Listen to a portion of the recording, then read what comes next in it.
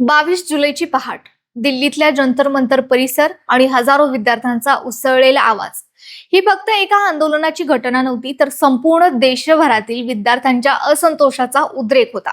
नीट परीक्षेतील गैरव्यवहार, शिक्षण व्यवस्थेतील त्रुटी आणि न्यायाच्या मागणीसाठी हजारो विद्यार्थी, कॉक्रोच जनता पार्टी अर्थात सीजेपीचे कार्यकर्ते आणि समर्थक रस्त्यावर उतरलेत. काल रात्रभर मुसळधार पाऊस होऊन सुद्धा आंदोलक जागेवरून हललेले नाहीत.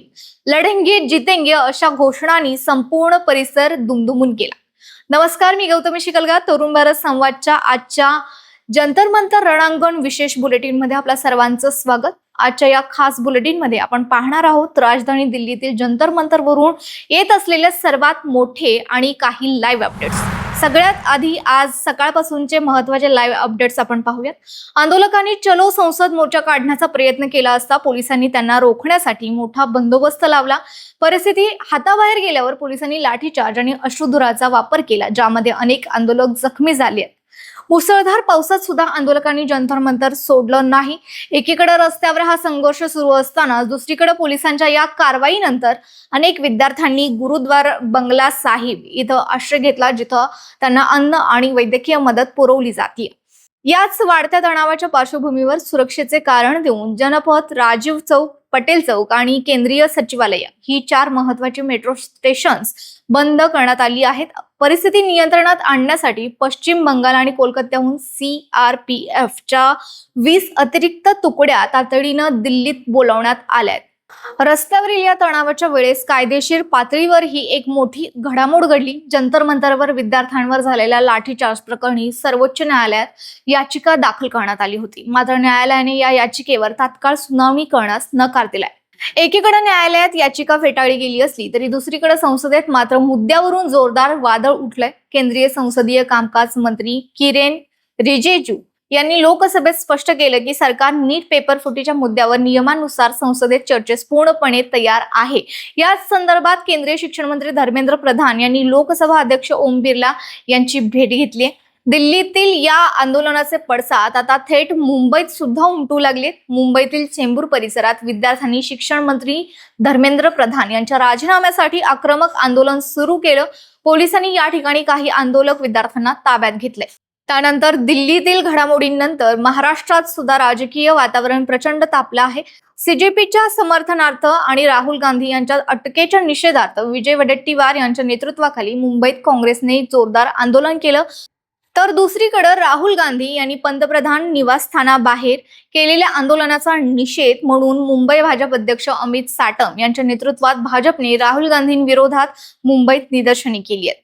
मुंबईसोबतच नागपूरमध्ये राजभवनासमोर आणि पुण्यात लोकभवनासमोर काँग्रेसचं आंदोलन सुरू आहे. तसेच दिल्लीत राहुल गांधींच्या निवासस्थानाबाहेरही भाजपनं निदर्शने पुकारली आहेत. एकीकडे देशात राजकीय आरोप प्रत्यारोप सुरू असताना जंतर मंतरवर प्रत्यक्ष पोहोचून विद्यार्थ्यांच्या या जनआक्रोशाला पाठिंबा देण्यासाठी देशातील प्रमुख नेत्यांची रीघ लागलेली आपल्याला पाहायला मिळाली.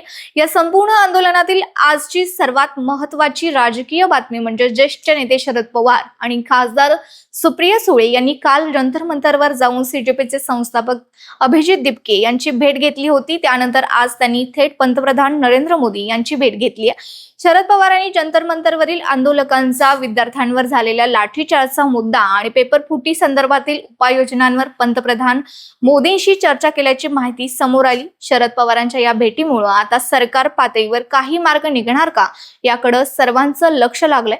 विरोधी पक्षनेते राहुल गांधी आणि प्रियंका गांधी यांनी जंतर मंतरवर प्रत्यक्ष भेट देऊन विद्यार्थ्यांशी संवाद साधला. सगळी शिक्षण व्यवस्था तुटलेली आहे आणि पालकांवर काय परिस्थिती ओढावली आहे हे सरकारला दिसत नाहीये, असा थेट हल्लाबोल प्रियंका गांधी यांनी केलाय. याच मुद्द्यावरून सरकारला घेताना उद्धव ठाकरे म्हणाले, मी पहिल्या दिवसापासून या विद्यार्थ्यांसोबत आहे.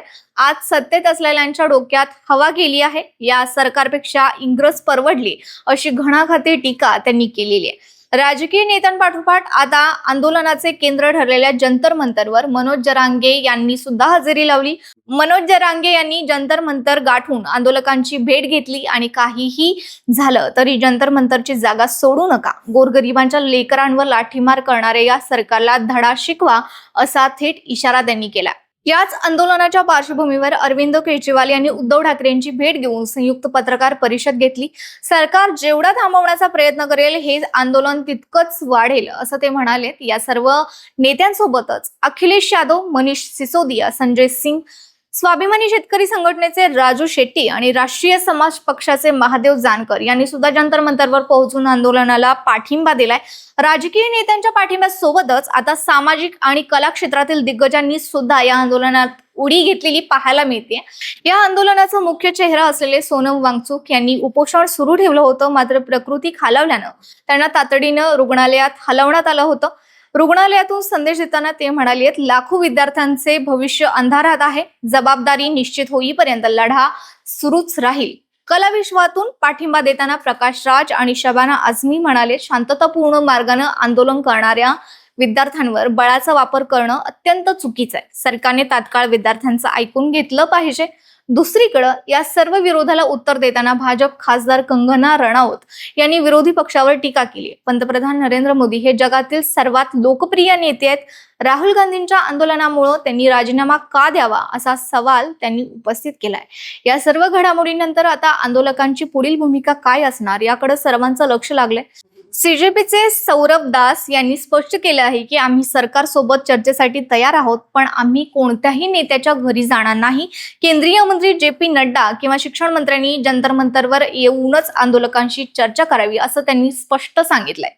थोडक्यात सांगायचं तर 22 जुलैची ही पहाट संघर्षाचा एक मोठा टप्पा ठरलेली आहे. दिल्लीपासून ते मुंबईपर्यंत रस्त्यावर ठाम असलेला तरुण, तर दुसरीकडे संसदेतील वादळ आणि पंतप्रधान मोदींपर्यंत पोहोचलेल्या विद्यार्थ्यांचा आवाज. केंद्रीय शिक्षण मंत्री धर्मेंद्र प्रधान यांच्या राजीनाम्यावर आंदोलक ठाम आहेत. आता या सर्व दबावानंतर सरकार काय तोडगा काढणार की आंदोलन अधिकच पेटणार याकडे संपूर्ण देशाचं लक्ष लागलेलं आहे. या संदर्भातील प्रत्येक लाईव्ह अपडेट्स आम्ही तुमच्यापर्यंत पोहोचवत राहू. त्यासाठी तुम्ही आपल्या तरुण भारत कोल्हापूर चॅनलला सबस्क्राईब करा, व्हिडिओ लाईक करा आणि तुमचं या आंदोलनाविषयी काय मत आहे हे मला कमेंट्स करून नक्की सांगा.